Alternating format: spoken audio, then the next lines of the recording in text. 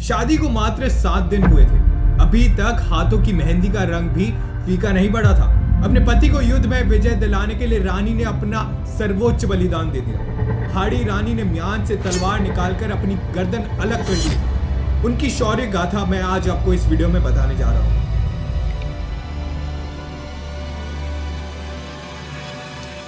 सन 1650 के दशक में मेवाड़ में राणा राज सिंह का शासनकाल चल रहा था।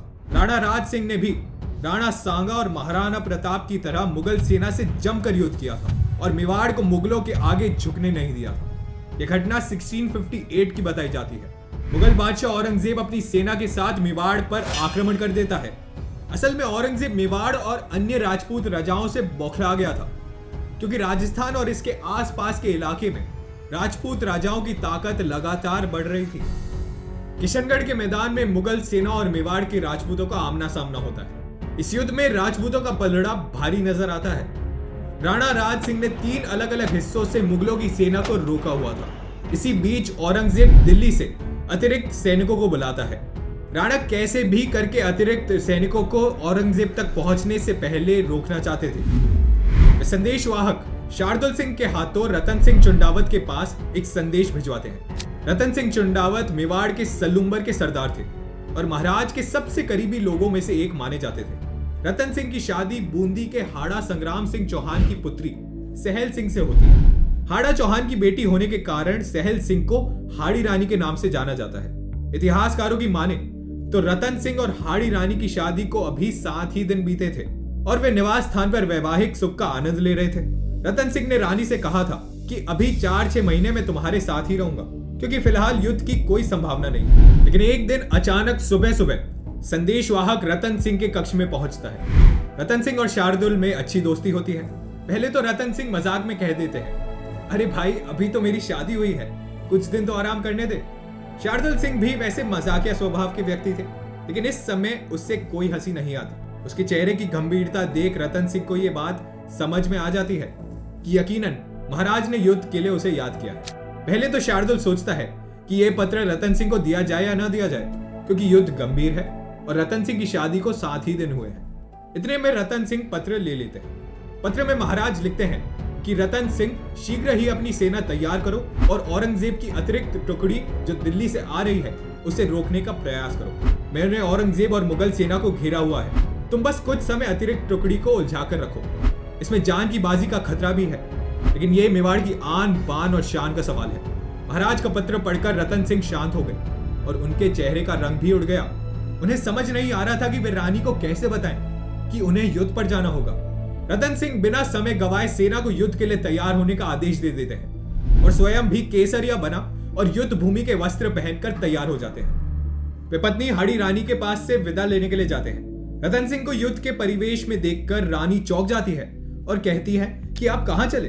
आप तो कह रहे थे कि अभी कुछ दिनों के लिए विश्राम करेंगे और युद्ध पर नहीं जाएंगे। रतन सिंह रानी को सारी बात बताते हैं। रानी की आंखों से आंसू बहने लगते हैं, लेकिन रतन सिंह विश्वास दिलाते हैं कि वे शीघ्र ही विजयश्री को प्राप्त करके वापस लौटेंगे और रानी से कहते हैं कि तुम मेरा इंतजार करना। हाड़ी रानी की रगों में भी राजपूती खून दौड़ रहा था। वे कहती है कि इसी दिन के इंतजार के लिए क्षत्रिय रानियां पुत्रों को जन्म देती है।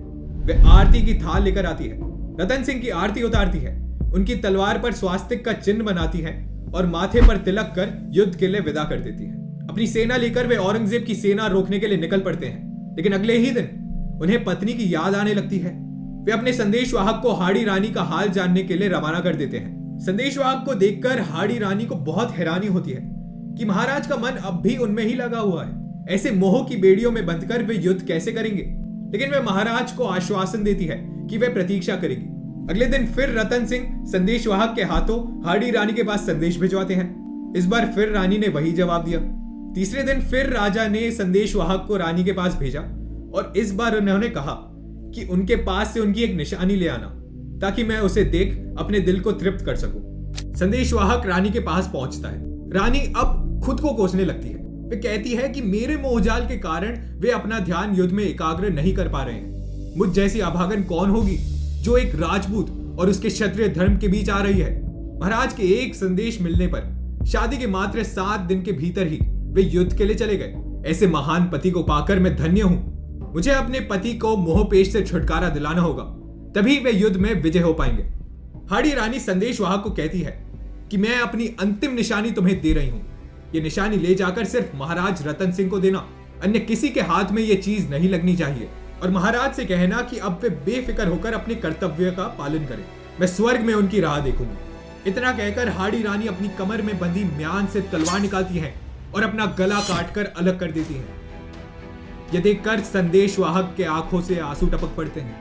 वह एक स्वर्ण थाली में महारानी का कटा हुआ सिर रखता है, उसे सुहाग की चुन्नी से ढकता है और युद्ध भूमि की ओर प्रस्थान कर जाता है। संदेशवाहक को देख महाराज काफी प्रसन्न होते हैं। कप कपाते हाथों से वह थाली महाराज की ओर बढ़ाता है। महाराज जैसे ही वह चुन्नी थाली से हटाते हैं, पूरी तरह से स्तब्ध रह जाते हैं। महाराज को अपनी आंखों पर विश्वास नहीं होता। कुछ क्षण के लिए मानो युद्ध थम गया हो। आसपास सभी लोग रतन सिंह के हाथों में अपनी पत्नी का कटा सिर देखकर हैरान हो जाते हैं। रतन सिंह हाड़ी रानी को याद करते हैं और कहते हैं कि ये तुमने क्या किया, खुद को इतनी बड़ी सजा क्यों दी।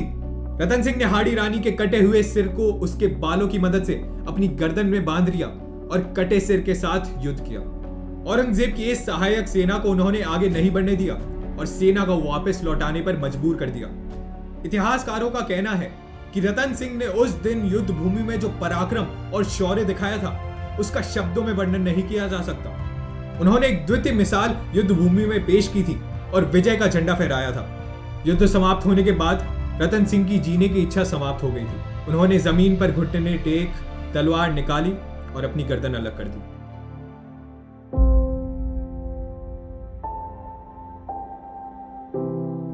हाड़ी रानी का नाम आज भी इतिहास के पन्नों में सोने के अक्षरों से अंकित है। राजस्थान और देश की महान वीरांगनाओं में उनकी गिनती होती है। हाड़ी रानी के बारे में आज बहुत कम लोग जानते हैं। उनकी शौर्य गाथा को अधिक से अधिक लोगों तक पहुंचाने की कोशिश की जा रही है। साल 2009 में राजस्थान पुलिस में महिलाओं की बटालियन बनाई गई थी और उस बटालियन का नाम हाड़ी रानी बटालियन रखा गया। सलूम्बर में आज भी हाड़ी रानी का महल मौजूद है। हाड़ी रानी की मूर्ति और अन्य कई निशानियां यहां मौजूद है। कोटा में हाड़ी रानी सर्किल में आज भी हाड़ी रानी के बलिदान का प्रतीक चिन्ह मौजूद है और टोंक जिले में हाड़ी रानी नाम की एक बावड़ी भी बनी हुई है। तो ये थी हाड़ी रानी की बलिदान और उनके साहस की वीर गाथा। उम्मीद करता हूं कि आपको ये गाथा अच्छी लगी होगी। अगर आपको आज का ये वीडियो पसंद आया तो इसे लाइक करें, ज्यादा से ज्यादा इसे शेयर करें और कमेंट सेक्शन में मुझे लिखकर बताइए कि अगला वीडियो आप कौन से टॉपिक पर देखना चाहेंगे। सब्सक्राइब कीजिए ऐसे ही और वीडियोस के लिए।